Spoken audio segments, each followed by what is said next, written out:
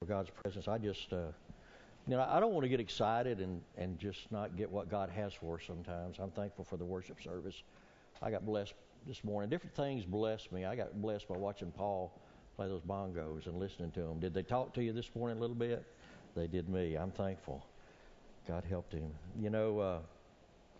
Last week we talked about the enemy and his attack that he has on us, and I want to talk just a little bit more about that this morning, because I believe one of the things that the devil wants to do is he wants to try to steal our faith. He does. He wants to try to steal our faith.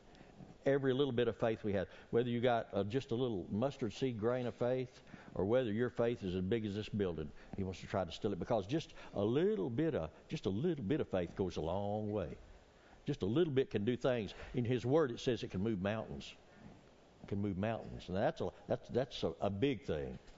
In the 14th chapter, we read, it says, "And straightway Jesus constrained His disciples." He didn't ask them to, but He constrained them to. Constrained His disciples to get into the ship and to go before Him unto the other side, while He sent the multitudes away. And when He had sent the multitudes away, He went up into the mountain apart to pray. And when the evening was come, He was there alone. But the ship was now in the midst of the sea, tossed with waves, for the wind was contrary. The wind was against them. It was faced right into where they were. Everything they tried to do, it went against them. And in the fourth watch of the night, Jesus went unto them, walking on the water. And when the disciples saw Him walking on the sea, they were troubled, saying, "It is a spirit." And they cried out for fear. But straightway Jesus spoke unto them, saying, "Be of good cheer, it is I, be not afraid." And Peter answered Him and said, "Lord, if it be Thou, bid me come unto Thee on the water." And He said, "Come." And when Peter was come down out of the ship, he walked on the water to go to Jesus. But when he saw the wind boisterous, he was afraid, and beginning to sink, he cried, saying, "Lord, save me." And immediately Jesus stretched out forth His hand and caught him and said unto him, "O thou of little faith, wherefore didst thou doubt?" I want to talk a little bit. We're going to talk about how the devil tries to steal our faith in some areas. But first of all, I want us to talk about just a little bit about what faith is. And the first thing is, faith is stepping out of your comfort zone. Faith is stepping out of your comfort zone. In the 14th chapter there, verse 29, it said, and he said, "Come." And when Peter was come down out of the ship, he walked on the water to go to Jesus. Now let's identify Peter's comfort zone. What was his comfort zone? Boo! Y'all wait. What was his comfort zone? The boat. The boat. He was floating with the boat. The boat he was under. The boat was his foundation. His comfort zone was a boat. Okay? My question this morning, what's your comfort zone? What's your comfort zone? Have you thought about that? I think it's important that we know what our comfort zone is. Our comfort zone is what we're familiar with sometimes. We like to be around people that we're familiar with. We like to be around things that we're familiar with. We don't like the unknown. We don't like when we're not in control. Comfort zone. It's a place of no risk. Well, there might have been a little bit of risk in that boat, but there's a little bit of risk of anywhere we are. But our comfort zone is a place where there's no risk. Now, a familiar place. You know, some of us have familiar places here. Did you know that? I was thinking about that while I was sitting down here. My mind goes different ways during worship, but I was sitting down there, and I was thinking, if I was blind, I would know where most of you sit.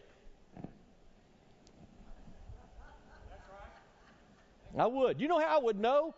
I could take anybody in here probably, and I could choose a person. I could blindfold myself and pretend I'm blind.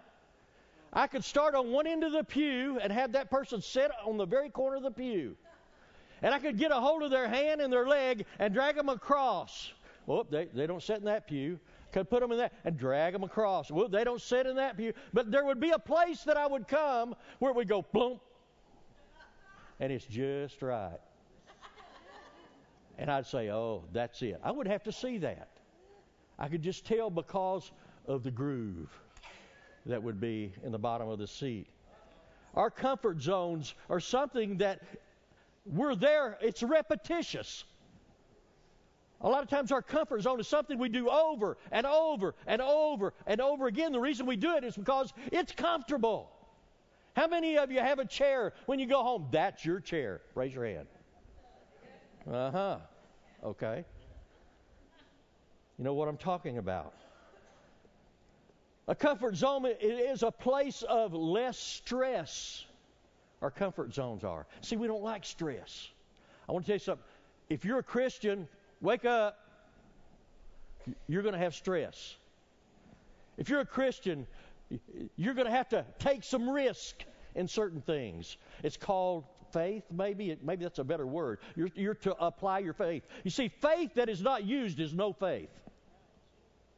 If you don't apply it, if you don't see it, if you don't see what's going on, you're not having faith. You're just saying, I have faith. That's all it is. But there's evidence. You have to carry that faith out. The evidence has to show. It's a place of low anxiety. You just, in that comfort zone, you don't have to worry about much at all because everything's just fine. That boat's just afloat and the sun's shining and the birds are flying over and the breeze is blowing and you got your pole and Pepsi in your hand. You see, everything's just real good. Comfort zone. Comfort zone. It's where there's no struggle. It's where there's no work. You got that motor in the back and you just out there, just float around and let everything else carry you around. Comfort zone. It's a place where there's no sacrifice.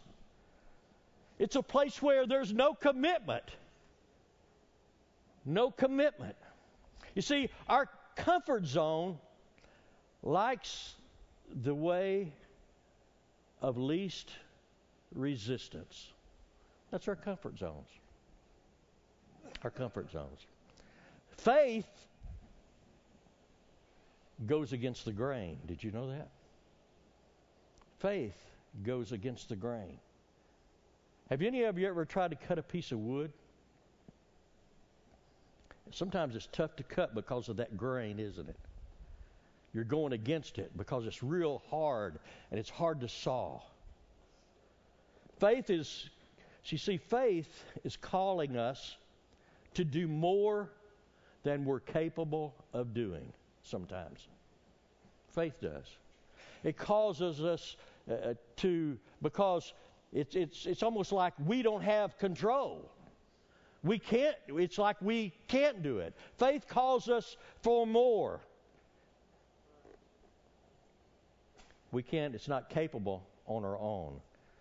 But God can do more with what you can't do than He can do with what you can do.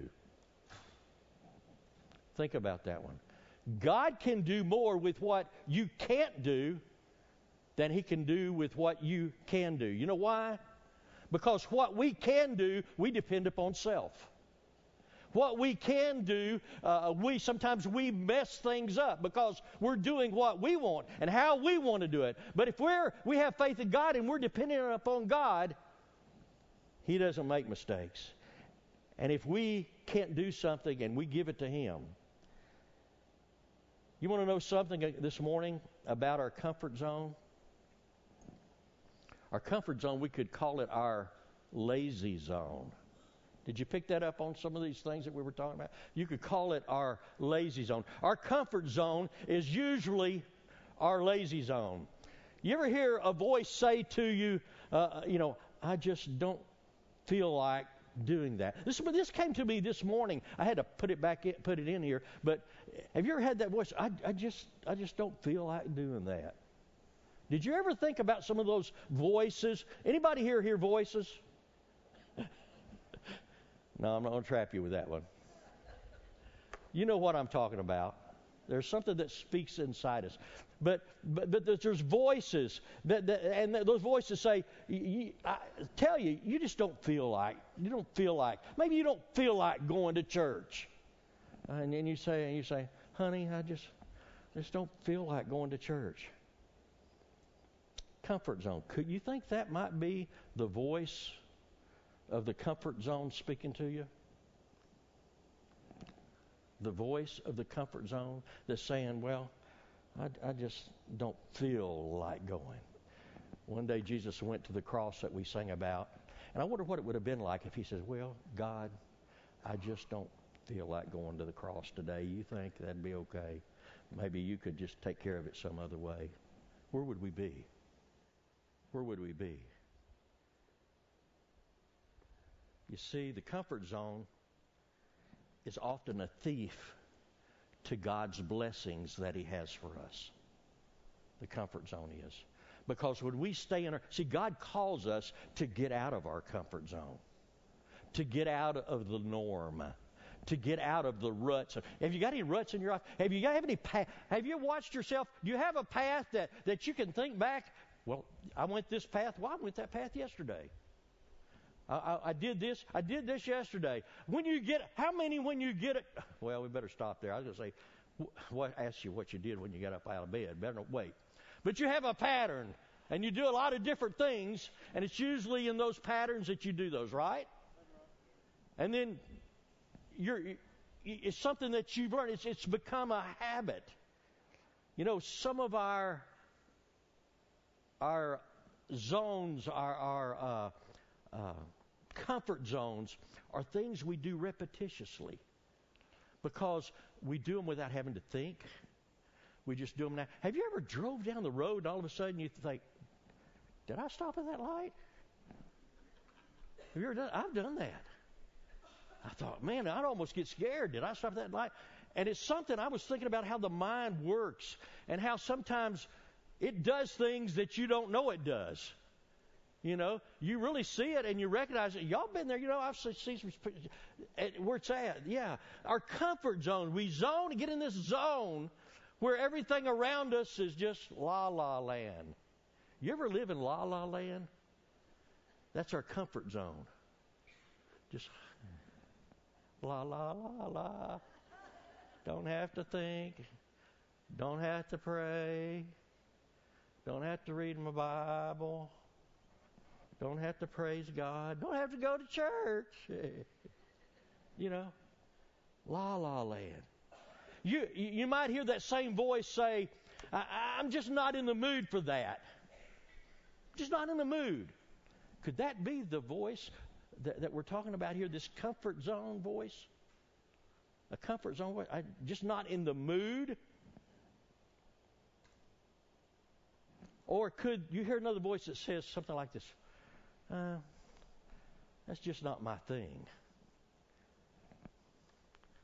Maybe it's not your thing is because you've never stepped out of your comfort zone.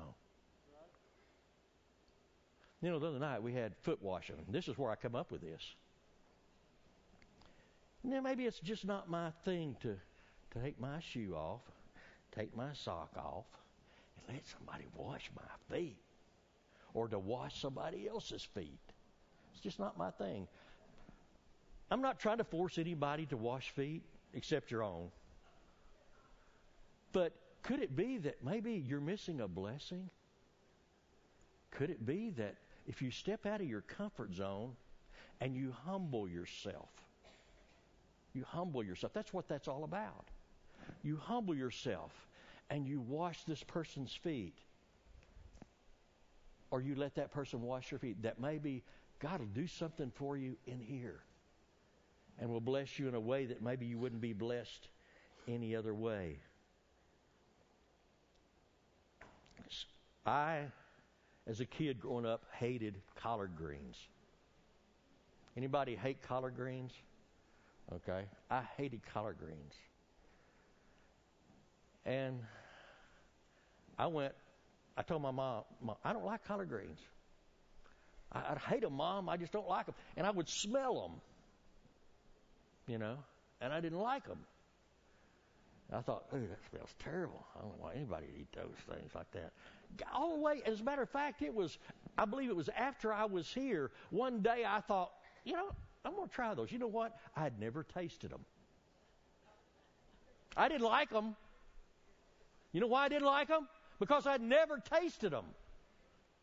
I didn't give them a chance. Well, my first bite, it was, I don't know about that. Second bite, you know what? I thought, I'm going to try that again next time. Man, collard greens aren't bad at all now. Sometimes sometimes we have to do something enough to get to the point to where we grasp how good it is. But we won't get out of our comfort zone long enough to experience that. Comfort zone.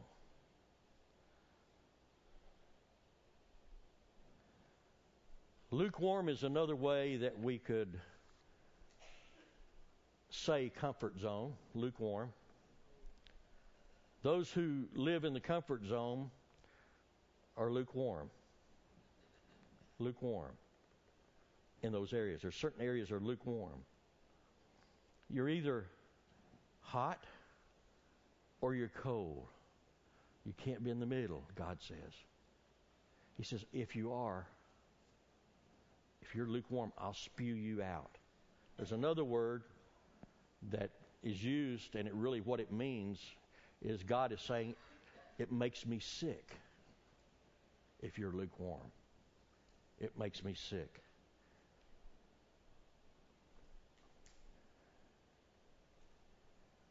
Few, if any, miracles are found in the comfort zone. Few, if any. To get a miracle, you have to have a need. Is that true?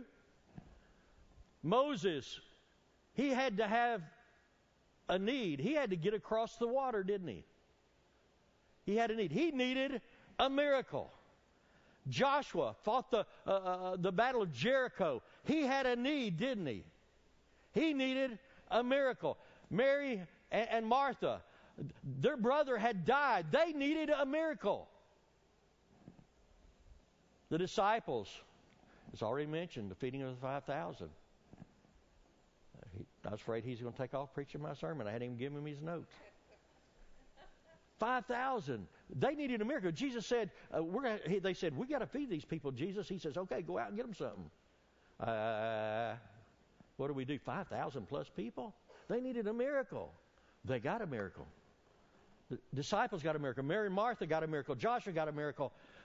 Moses got a miracle. Peter, he needed a miracle to walk on water. He got that miracle, didn't he?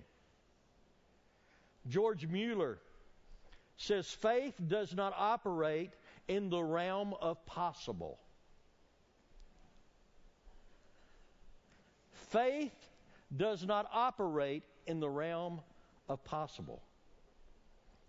There is no glory for God in that which is humanly possible. God doesn't get that much glory out of what we can do in the flesh. Faith begins where man's power ends. Faith begins where man's power ends. Our comfort zone always has to see. Did you ever notice that? That we don't want to step out. We just have to see. One of the things that probably stood in the way of the other disciples stepping out of the boat when Peter stepped. Did you ever wonder about that? I have. Why did they not step out? He's walking on the water. Hey, can I do that? You know, what if everybody went to the swimming pool? One guy jumped in. You're standing there, and he just jumps in and starts swimming around. You say, he looks like he's having fun. Would you want to jump in too if you went? I feel like probably there was something inside them. They wanted to experience that. But there was a problem. They couldn't see how it worked. They couldn't see where they had their foundation. They couldn't see, You see, they had to see. Faith doesn't work that way. Faith does not work by sight. Faith doesn't. An African impala can jump 10 feet. He can cover a distance of 30 feet. Yet, if he's kept in an enclosure like a wall that's 3 feet tall, he won't jump over it if he can't see where his feet are going to land. So they can take and make it dark out here and make it light over here, and he can't see where he's going to jump, and a 3-foot fence will hold him. You see, faith doesn't work that way. Have you ever heard about taking a leap of faith? You don't have all the answers. You don't know how it's going to work. But you know Jesus, key thing here, Jesus has said, come. Now, I don't think I would have tried that if Jesus hadn't have said, come. I don't think he would have. 2 Corinthians 5:7 says, for we walk by faith, not by sight.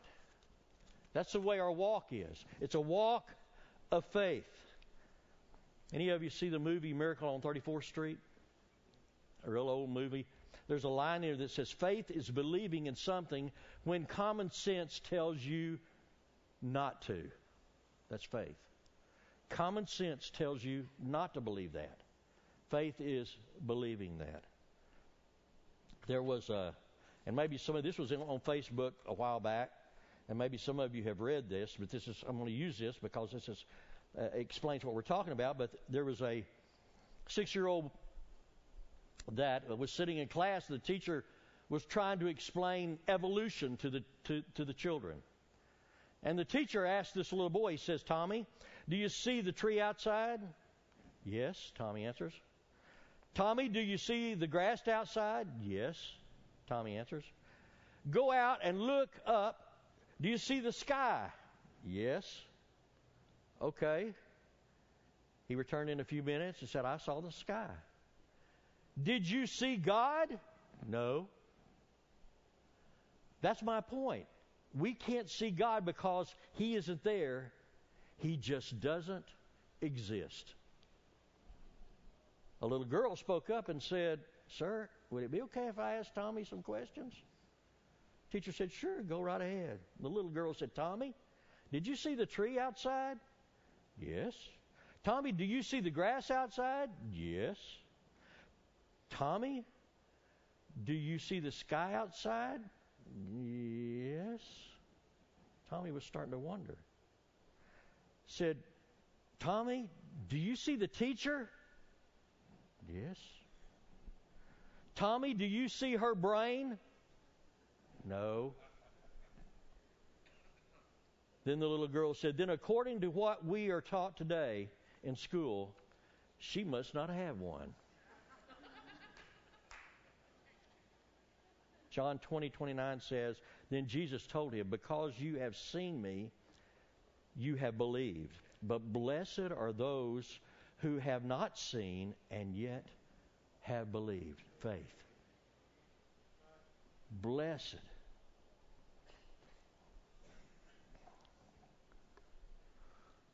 You know, we said faith isn't faith unless it's put to the test. It isn't. I was a while back listening to on TV. They have these circuses that go on and stuff, and I don't know if it was. And I tried to look up the name, but there was these trapeze artists. I think it might have been the Flying Wallendas, but I think they're the oldest trapeze or tight wire walkers. Started out years ago in the circus and stuff. But there was a question that was asked one of the younger girls. And it was amazing. This guy that had interviewed her said, "How in the world can you do that? How are you able to fly through the air and do all those flips and twist sideways and land? What puts that inside you so that you'll do that?" And she says, "That's easy. I don't have a problem."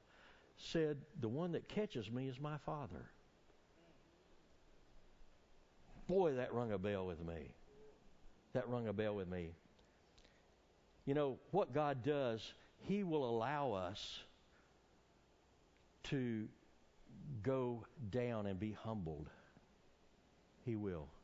He'll allow us to. And get to a place where we're sinking down and going down.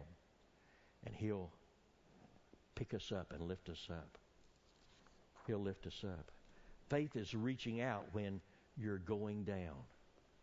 Faith is. Now, we would think faith, you were losing faith when you go down, but it's faith when you reach out. And really, it is faith, because could it be that Peter, when he stepped out of that boat, he stepped out on his faith because he saw the water and he thought within himself, I'm going to go down. I can't do this. But then he reached out to Jesus. Jesus reached out to him and pulled him up. And then he called out to him, is what he did first. When he did that, when he reached out from his heart to Jesus, Jesus reached down and lifted him up. Then what was he doing? Then he was going on Jesus. His faith was on Jesus, not on his own. That's real faith. When we're not going by ourselves, but we're going by who God is. Pride will keep us from humbling ourselves. Pride will. Humble yourself. Reach out. When you're going down, humble yourself and reach out. Reach out to people. Reach out to them. Sometimes we're so prideful, we're afraid to ask people to help us, to pray with us, to know our burdens, to carry our burdens. As the body of Christ, that's what we're to share with one another, not talk about people and situations like that. That's not what I'm talking about, but our burdens that we're carrying. Sometimes we have to reach out to Jesus. Some of us are so proud, we won't even reach out to Jesus, really. Not really. We have to humble ourselves. In the house of faith, there's no room for pride. There's no room for pride. You see, pride can totally destroy or defeat your faith. Pride can. What is humility?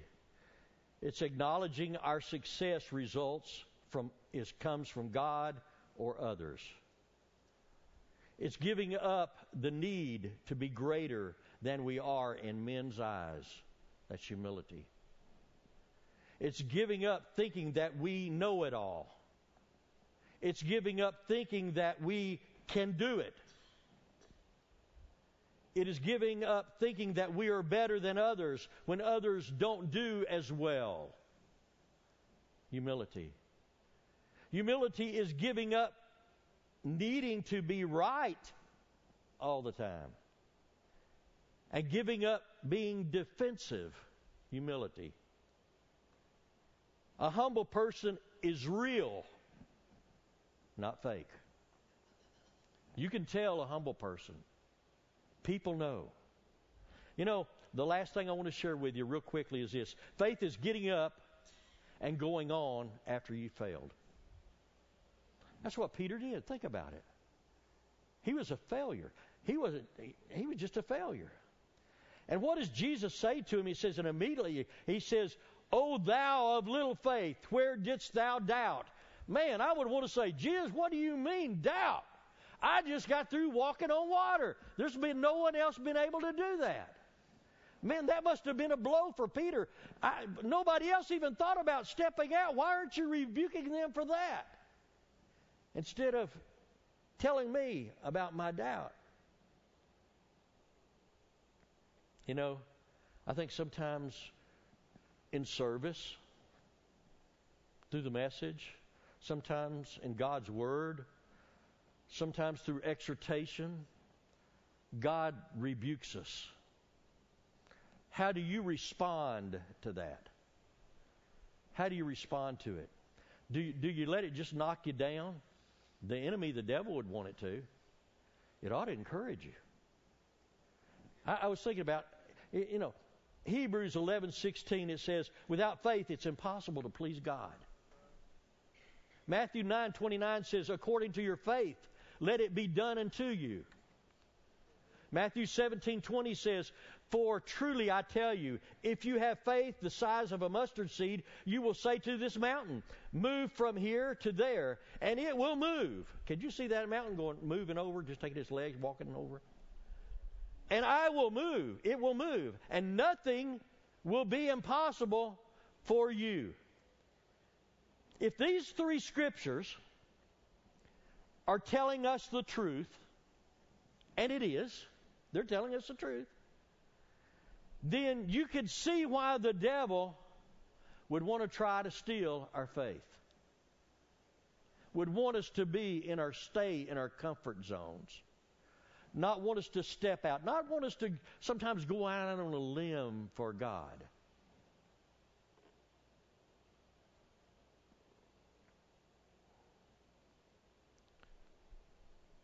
The voices that whisper in our ears says, don't get your hopes up. So if it doesn't work out, you won't be disappointed. Have you heard that? Or maybe when you failed, you're really going to look bad. How do you look? By not trying. Or don't you remember all the other times you failed? Boy, I bet that's flew around in the church a whole lot. There's a song that says, oh, what I would do to have the kind of faith it takes to climb out of this boat I'm in onto the crashing seas. You can do it. If you're in your boat this morning, you can climb out of there onto the crashing seas. It was a pretty exciting thing, I think. Pretty exciting thing to see Peter. To step out of my comfort zone is what the song says. To step out of my comfort zone to the realm of the unknown where Jesus is. See, that's the place Jesus lives. That's the place God is the unknown. The unknown. And He's holding out His hand. It was pretty humbling for Peter when he reached out of that water, I feel, and grabbed a hold. It says, but the waves are calling out my name, and they laugh at me, reminding me of all the times I tried before and failed. The waves, they keep on telling me time and time again, boy, you'll never win. You'll never win. I've thought about how in the world did Peter keep getting up? Think about it. Remember when he went in and they were getting ready to take the Last Supper, and Jesus washed their feet. Remember what Peter said? Jesus, you're not going to wash my feet, not mine. And he got rebuked again. Jesus answered him and says, if I wash thee not, thou hast no part with me. That's tough. That's tough. What about when he boasted in Matthew? When he said, when he was talking, he says, I'm not going to forsake you. I'm going to be there. I'm going to be there for you, Jesus. I'm going to be there. And he was told, you're going to deny me. Failure. Not just once, not twice, but 3 times. What about when he cut off the ear of the high priest and Jesus went over it, he picked it up and he put it on? Boy, that would blow my mind. Jesus, I'm sticking up for you. What are you doing? This is your enemy. And he says to him, well, this is not in Scripture, but in my mind, I could see this could happen. He'd say, well, Peter, that's not what I teach. I'm not teaching that you're to take up the sword.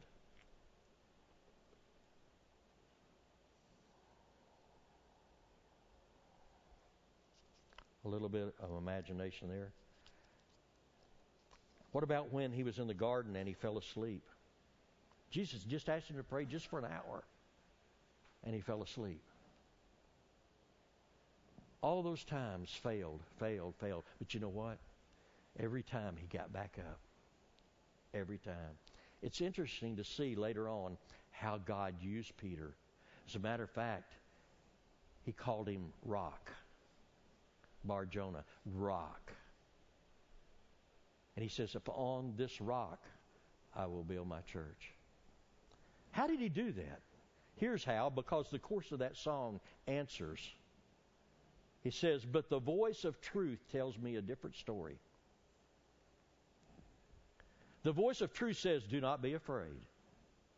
The voice of truth says, this is for my glory, not yours, for my glory. Out of all the voices calling out to me, I choose to listen and believe the voice of truth. He was listening, he listened to, he didn't just hear, but he listened to the voice of truth and didn't listen to all these other voices. The voice of truth.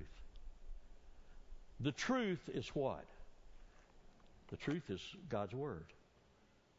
God's Word, what we talked about this morning, what Don talked about. Romans 10:17 says, so then faith comes by hearing, and hearing by the Word of God.